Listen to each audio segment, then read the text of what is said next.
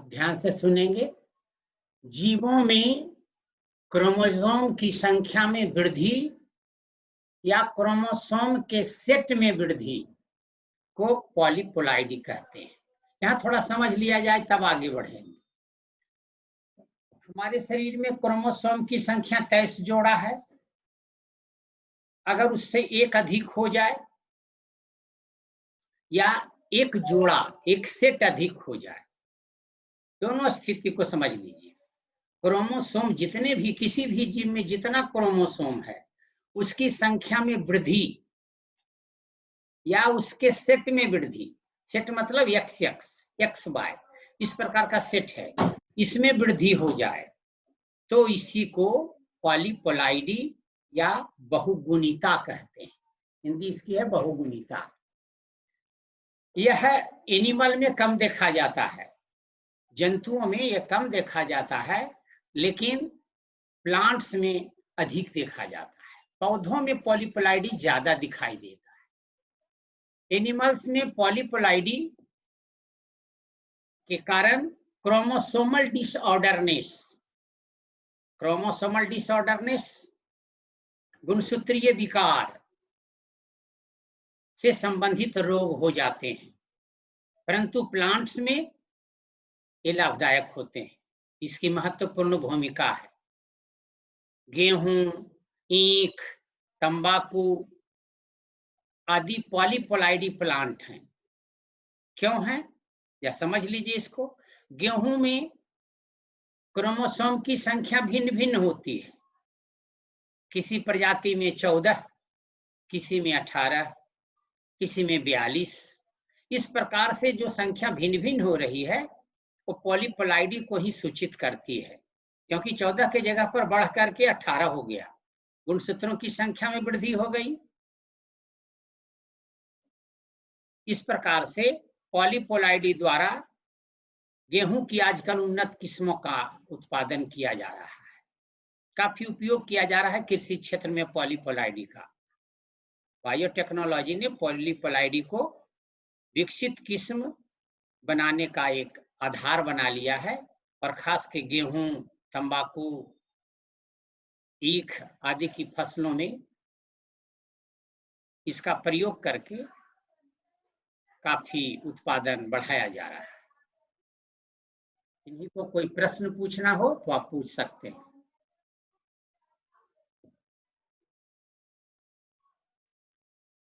बोल दीजिए कैसे करके पूछेगा। सवाल अगर आपको पूछना है तो आप खुद को अनम्यूट करके पूछ सकते हैं या अपना हाथ उठाइए।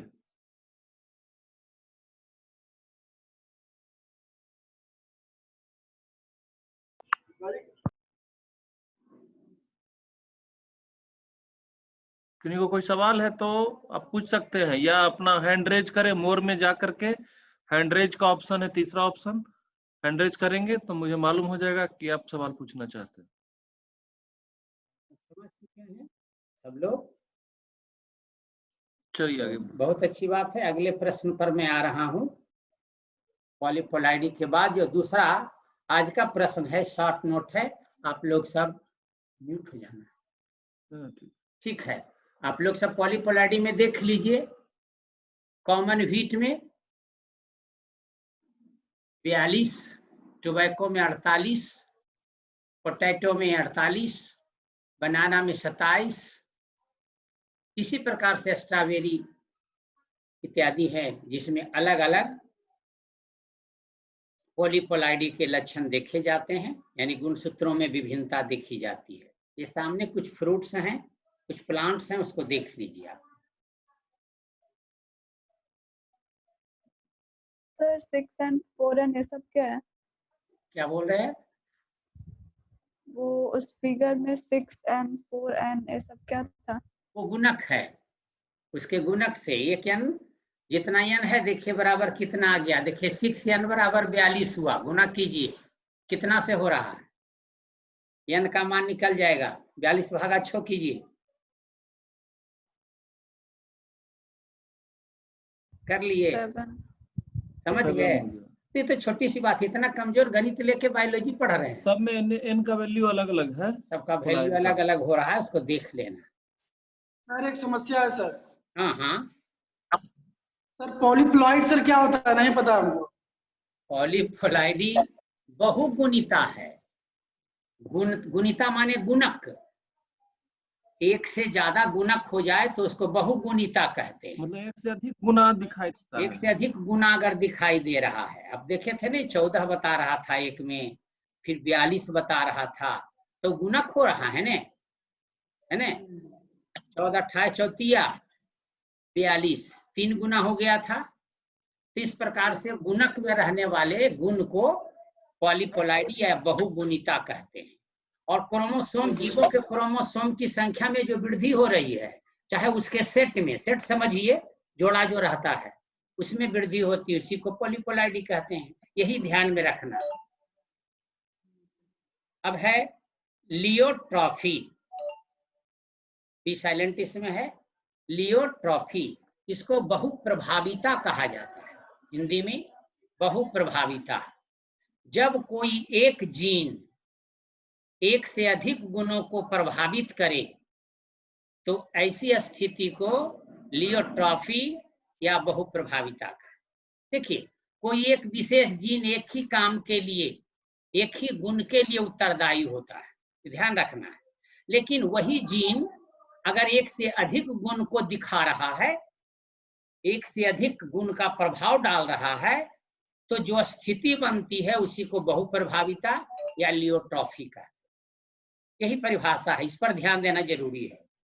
जब कोई जीन एक से अधिक गुणों को प्रभावित करे तो ऐसी स्थिति लियोट्रॉफी या बहुप्रभाविता कहलाती है। अब देखिए एग्जाम्पल इसका, सिकल सेल एनीमिया, आपने इसको पढ़ लिया है। इसमें आरबीसी का जो आकार होता है वो हंसिए के आकार का हो जाता है। यह जो प्रभाव पड़ा वह है लियोट्रॉफी के कारण ही हुआ, बहुप्रभाविता के कारण ही हुआ। और यह रोग एक अप्रभावी जीन के कारण उत्पन्न होता है, प्रभावी जीन और अप्रभावी जीन। तो ये जो सिकल सेल एनीमिया है वो अप्रभावी जीन के कारण उत्पन्न होने वाला रोग है। एक बात और ध्यान देना है, जिन बच्चों में यह समयुग्मनजी होता है, समयुग्मनजी, समान युग्मक, XX कैसा युग्मक है, समान युग्मक, आप कैपिटल टी समयुग्मजी। तो यह जिन बच्चों में यह समयुग्मजी होता है उसमें ब्लीडिंग ज्यादा होता है, रक्तस्राव ज्यादा होता है इस रोग में।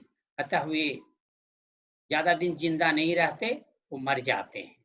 परंतु अगर विषम युग्मनजी में यह लक्षण दिखाई दे रहा है तो उसमें अरक्तता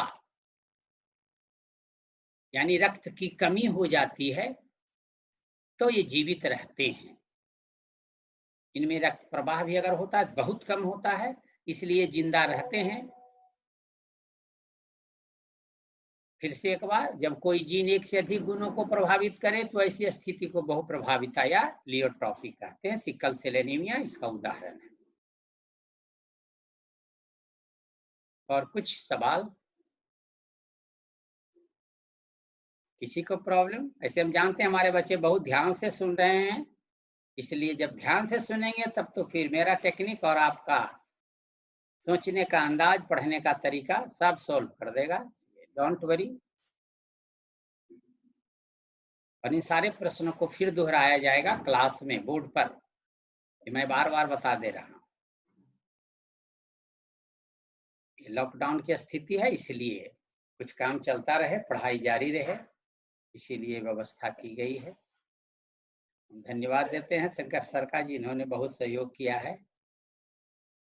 अब आगे बढ़ते हैं, कोई प्रश्न है इसमें तो आप पूछ सकते हैं।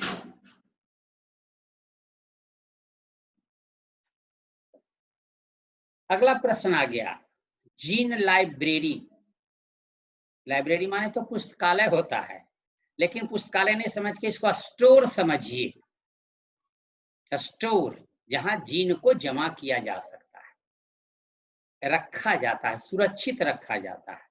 जैसे पुस्तकालय में पुस्तकों को सुरक्षित रखा जाता है, उसी प्रकार जीन लाइब्रेरी में जीन को सुरक्षित किया जाता है। किसी जीव के संपूर्ण जीनोम को, जीनोम जीन का समूह है, विभिन्न प्रकार के गुण वाले जीन हमारे शरीर में हैं, उस समूह को जीनोम कहते हैं। तो किसी जीव के संपूर्ण जीनोम को अनेक जीन में खंडित कर, अलग अलग जीन में बांटकर, इन खंडों को बैक्टीरिया में, जैसे ई कोलाई का नाम सुनाए थे, या इंसेक्ट में या प्लांट में क्लोन कर दिया जाता है। क्लोन करने का मतलब उसमें डाल दिया जाता है, उसमें जोड़ दिया जाता है। किसको जोड़ा गया? जीन को। इस प्रकार से प्राप्त जो क्लोन होते हैं उनको उचित माध्यम में संरक्षित करके रख दिया जाता है। इसे ही जीन लाइब्रेरी कहा जाता है। इसका उपयोग बाद में होता है, अगर हमको जरूरत हो गया इस प्रकार के जीन का, तो हम जीन लाइब्रेरी से उसे प्राप्त कर सकते हैं। किसी ऑर्गेनिज्म के संपूर्ण जीनोम को अनेक जीन में खंडित कर, इन खंडों को जीवाणु, कीट या पौधे में क्लोन किया जाता है, और इस प्रकार के क्लोन को उचित माध्यम में संरक्षित करके रखा जाता है। जहां रखा जाता है उसी स्टोर को जीन लाइब्रेरी कहते हैं। देखिए किस प्रकार से जीन को निकाल के किस में डाला गया, किस में रखा गया, जरूरत पड़ने पर फिर उसमें वापस डाला जा रहा।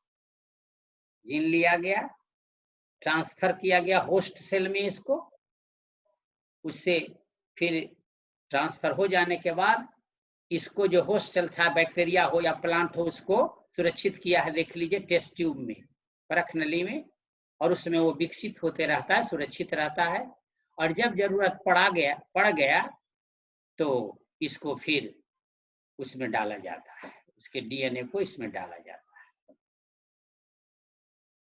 ठीक है, अगला सवाल है पॉइंट म्यूटेशन, बिंदु परिवर्तन, बिंदु उत्परिवर्तन। पॉइंट म्यूटेशन मीन्स बिंदु उत्परिवर्तन। यह म्यूटेशन का एक प्रकार है, तो ध्यान से सुनेंगे। हम लोग पढ़ेंगे what is mutation and type of mutation. ये दीर्घ उत्तरीय प्रश्न है, बाद में पढ़ेंगे हम लोग क्लास में। अभी उसी का एक मुख्य प्रश्न है पॉइंट म्यूटेशन, बिंदु उत्परिवर्तन। किसी डीएनए के सिंगल अथवा डबल बेस पेयर में अचानक उत्पन्न होने वाले परिवर्तन से जो म्यूटेशन होता है उसको पॉइंट म्यूटेशन कहते हैं। आप लोग ऐसे भी जानते हैं कि जीवों के शरीर में या जीन में अचानक उत्पन्न होने वाले परिवर्तन को ही म्यूटेशन कहते हैं, उत्परिवर्तन कहते हैं। तो किसी डीएनए के सिंगल मतलब आप बेस पेयर जानते हैं, एडेनिन, थाइमिन, गुआनिन, साइटोसिन। तो किसी डीएनए के सिंगल, किसी एक बेस में या उसके जोड़े वाले बेस में, डबल बेस पेयर में अचानक परिवर्तन आ जाता है, तो ऐसा जो उत्परिवर्तन हुआ उसी को बिंदु उत्परिवर्तन या पॉइंट म्यूटेशन का ये परिभाषा हो गई। एग्जाम्पल में मानव में सिकल सेल एनीमिया, अभी तुरंत आपने पढ़ा है, पॉइंट म्यूटेशन के कारण होने वाला रोग है। सिकल सेल एनीमिया दात्र कोशिका रक्तता, इसमें आरबीसी हंसिए के आकार का हो जाता है। अभी आपने पढ़ा है, बार बार पढ़ा है। कुछ सवाल पूछना है तो आप पूछ सकते हैं।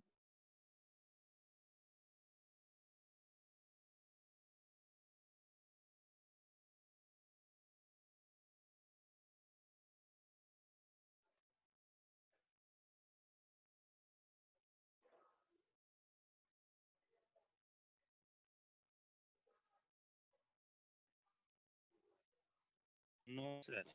ठीक है, आगे बढ़ाते हैं। तो thank you my dear student, I am proud of you. आप लोग सब ध्यान से सुन रहे हैं, पढ़ रहे हैं।